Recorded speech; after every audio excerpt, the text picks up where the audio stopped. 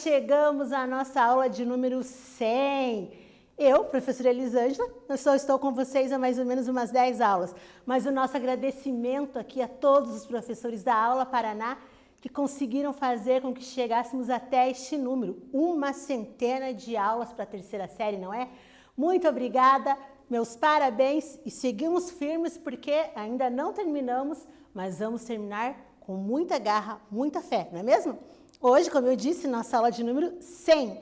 E nós vamos continuar a falar da Flor Bela Espanca, mais um pouquinho dessa poeta portuguesa, ou poetisa portuguesa, que teve uma vida bem conturbada, acabou, que vocês devem ter ouvido na última aula, cometendo suicídio no dia do seu próprio aniversário de 36 anos, não é? Mas antes de nós falarmos da Flor Bela Espanca, eu estava esquecendo, galera! Se você tem acesso às plataformas digitais, não se esqueça de ir lá marcar sua presença. Como que você vai fazer isso? Você vai assistir a nossa aula de número 100, vai participar, vai entender um pouquinho mais a Flor Bela e vai até a atividade obrigatória, respondê-la e clicar para garantir sua presença, não é mesmo? Mas já se você é aluno, não tem acesso, não tem como realizar suas atividades no Classroom, já sabe, né?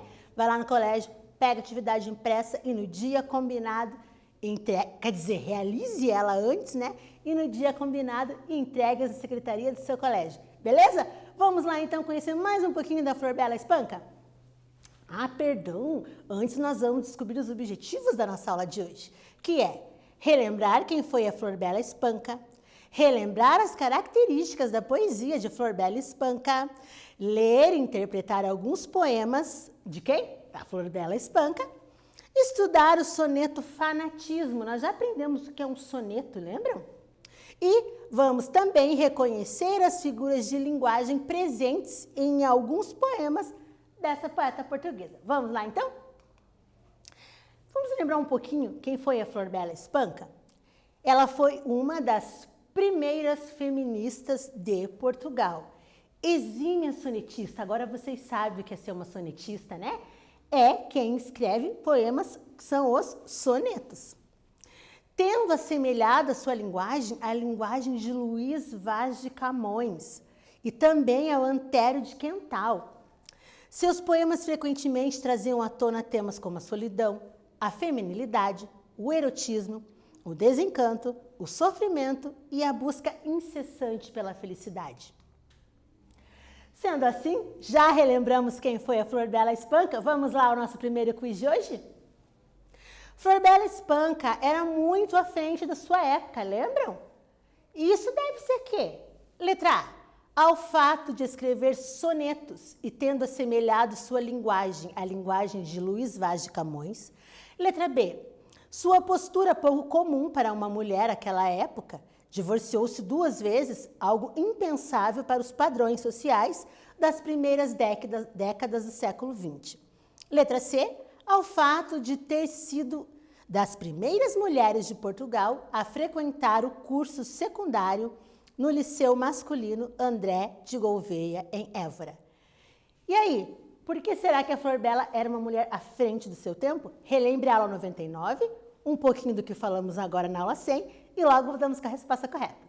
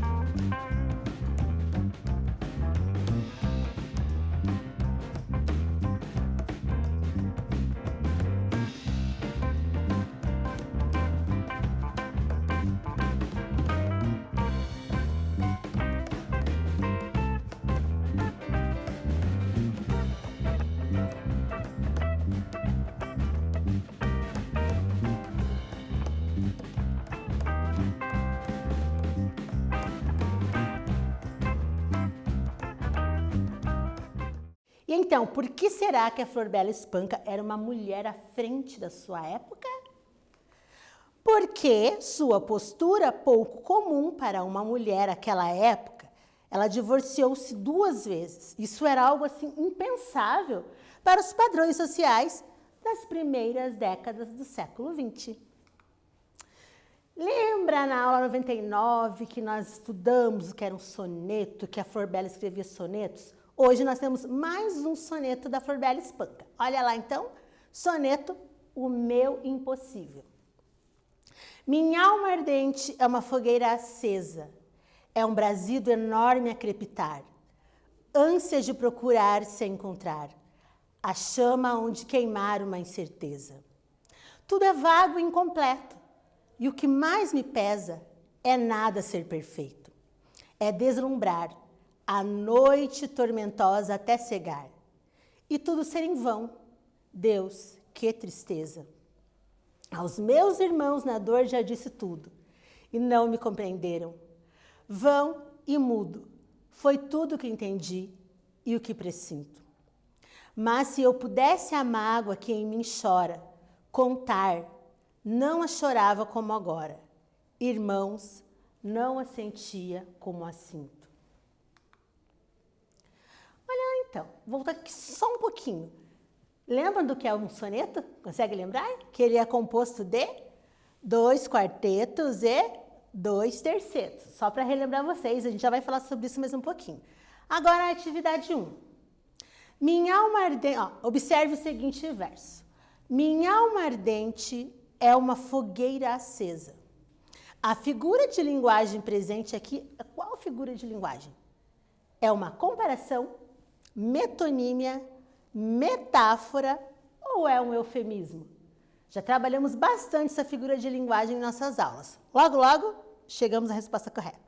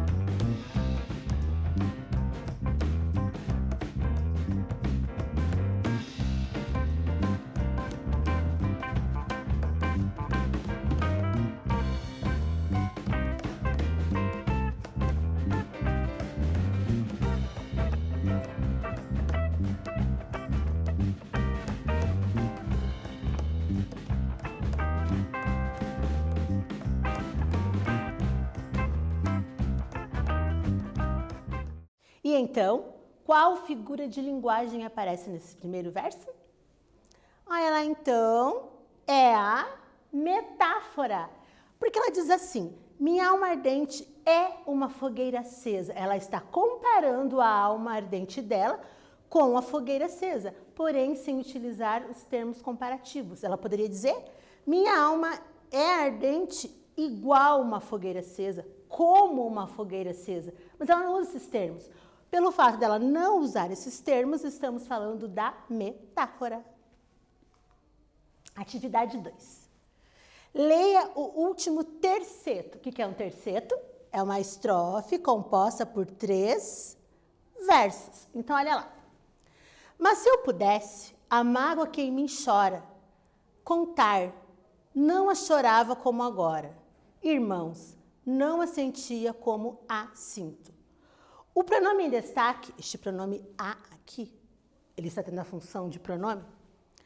No último verso do poema, ele retoma a qual palavra utilizada anteriormente. Este a, ele se refere ao chora, b, a agora, c, a mágoa ou d, contar.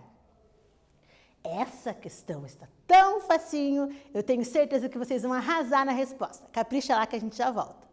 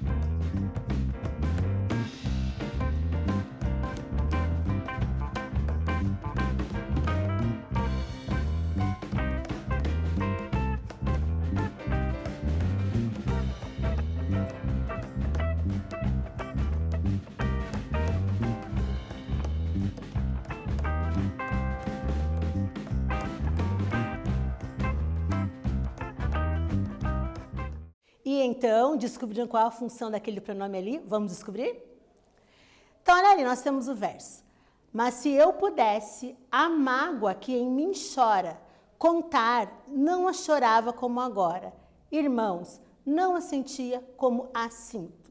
Esse a sinto, está falando de qual palavra será? Letra C, da mágoa. Olha lá, então.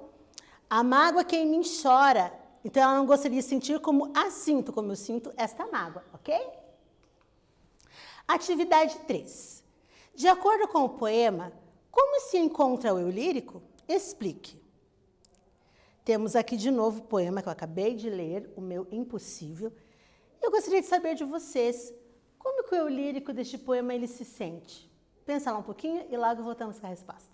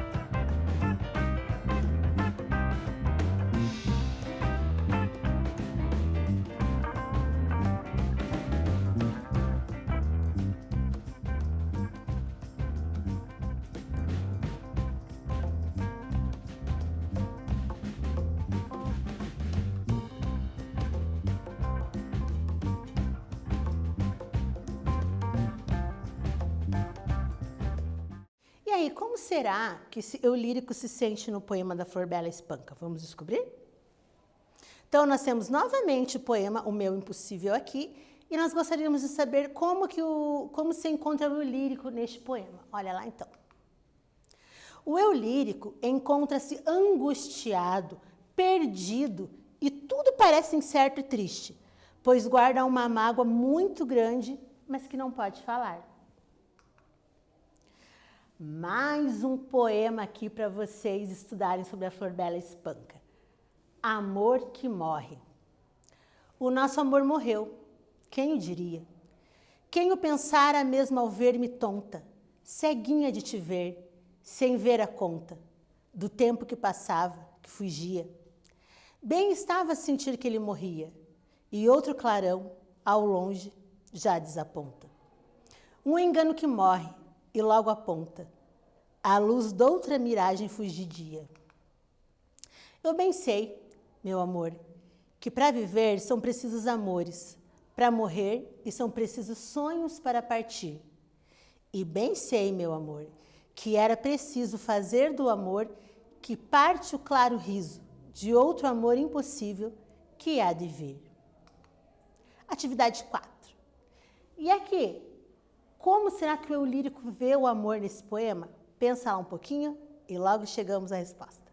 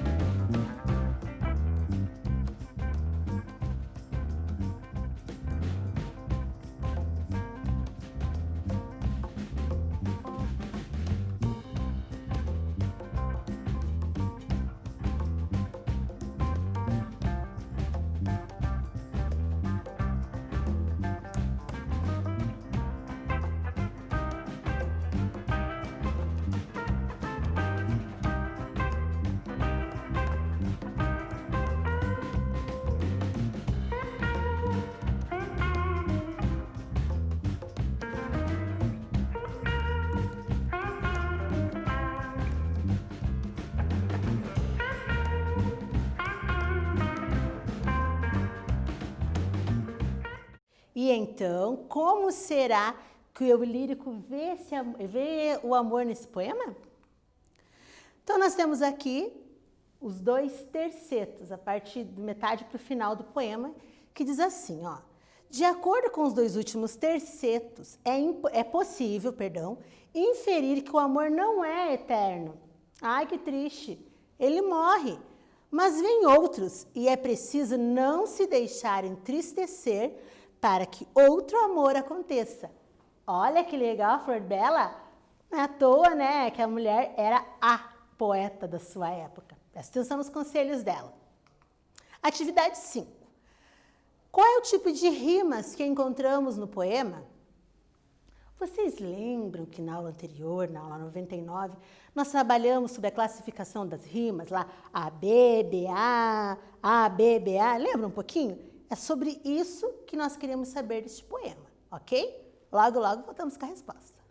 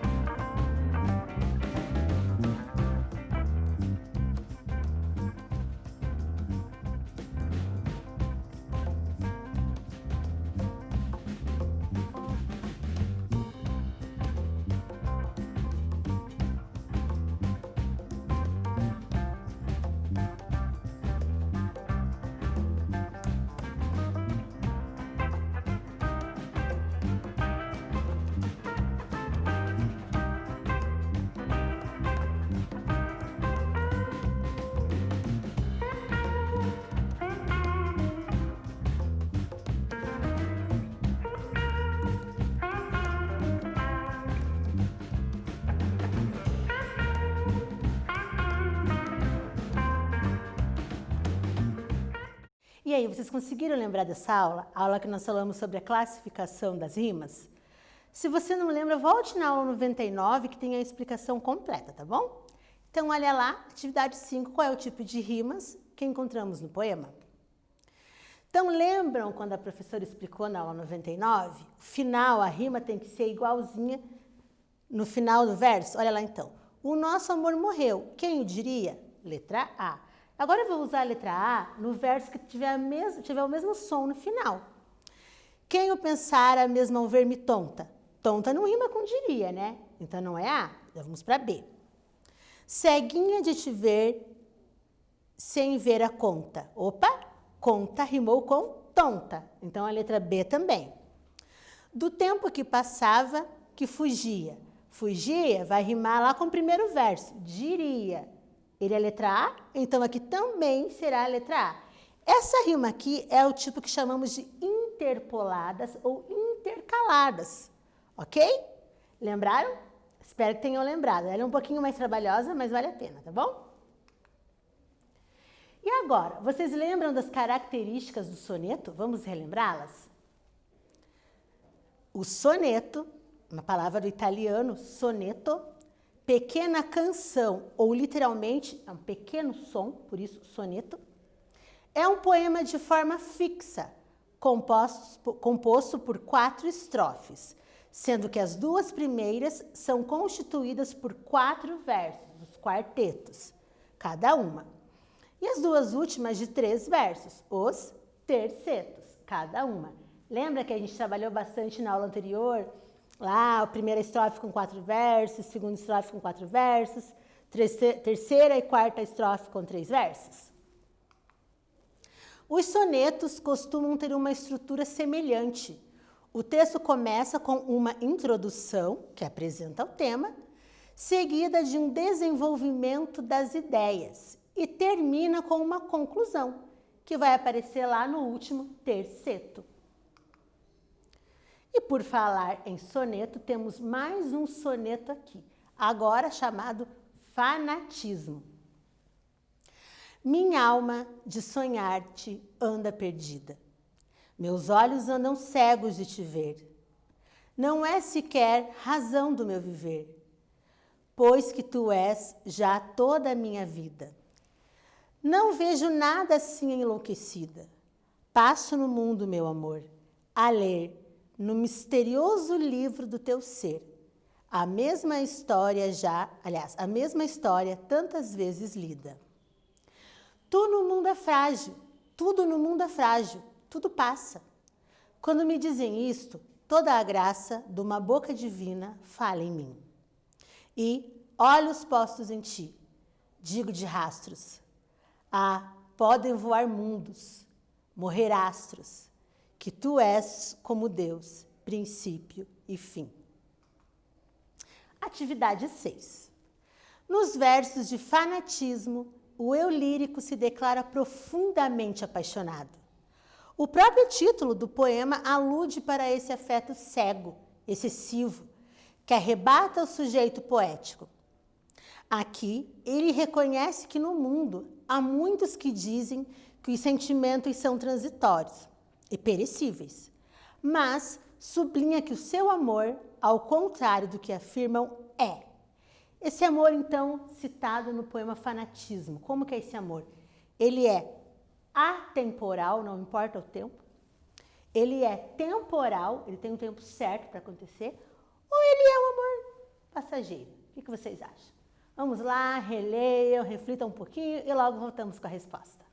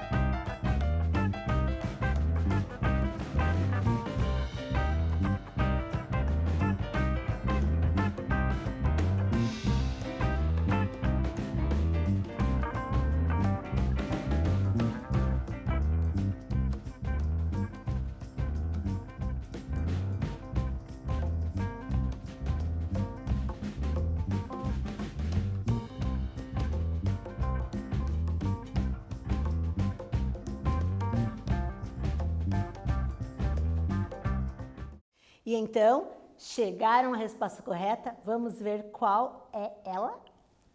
Então, olha lá. Nos versos de fanatismo, o eu lírico se declara profundamente apaixonado.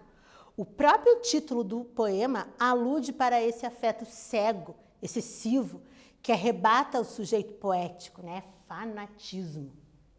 Aqui ele reconhece que no mundo há muitos que dizem que os sentimentos são transitórios e perecíveis, mas sublinha que o seu amor, ao contrário do que afirmam, é Letra A, atemporal. Ele vai durar, não importa o tempo, né? Esse A de não temporal. Ok? Combinado? Vamos continuar? Atividade 7. Meus olhos andam cegos de te ver. Como assim? Quais as figuras de linguagem utilizadas pela autora neste verso? Lembram das figuras de linguagem o tempo todo comentadas durante as aulas? E aí, que figura de linguagem que apareceu aqui? Só uma dica. Será que tem como alguém ser cego de te ver? Estranho, né? Pensa lá um pouquinho e logo voltamos com a resposta correta.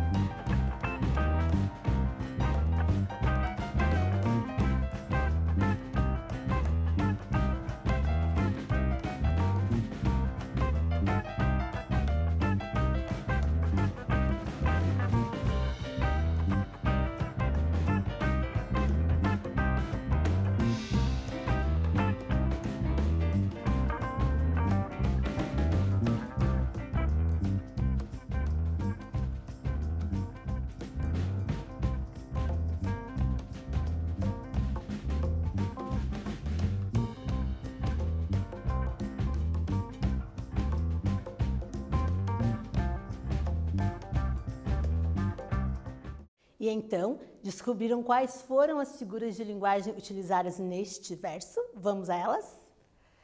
Então, olha lá. Meus olhos andam cegos de te ver. É poético, é bonito, né? Quais são as figuras de linguagem aqui, então? Metáfora e antítese. Metáfora nós já falamos várias vezes nessas últimas aulas, né? Que é o quê? É fazer uma comparação sem usar os termos comparativos. Então, ele está ali comparando. Meus olhos andam. É como se meus olhos andassem. Ele não fala assim, ele já fala direto. Meus olhos andam. E por que antítese? Antítese é aquele joguinho lá, então, ó. Cegos e contrário, digamos assim, de cegar é ver, né? Então, por isso, a antítese. Ok? Podemos continuar? Vamos lá, então? Chegamos a mais um quiz. O que esse quiz traz pra gente hoje? Mais uma pergunta sobre soneto. A gente está insistindo tanto porque a gente quer saber se vocês estão entendendo o que é um soneto. Relembrando que a Forbella Espanca é uma exímia sonetista.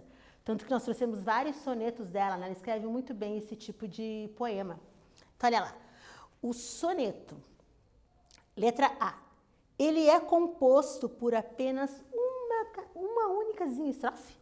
Letra B, ele é composto por 4 estrofes com a mesma quantidade de versos, será?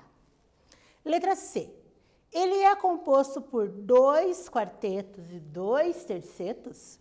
Ou a letra D, ele é composto por um único terceto e 2 quartetos?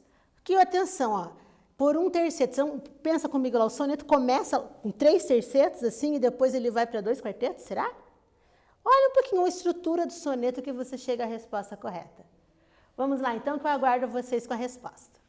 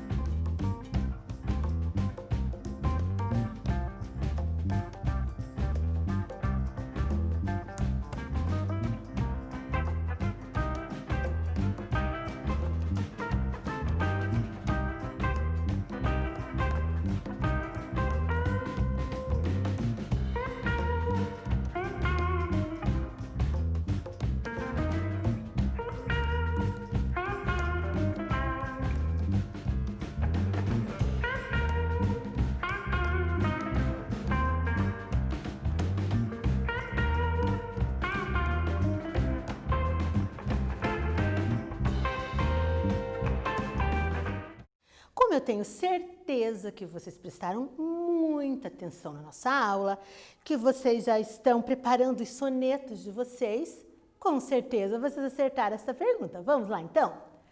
Um soneto é um poema composto nessa ordem, por 2 quartetos e 2 tercetos. O que nós aprendemos nessa aula de número 100, galera?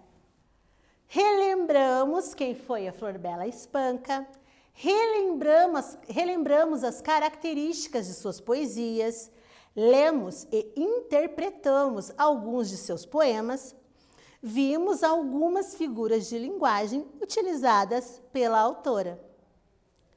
Então, hoje a nossa aula de 100 fica por aqui e logo, logo voltamos na aula 101 falando sobre a redação do Enem. Aguardo vocês. Bons estudos!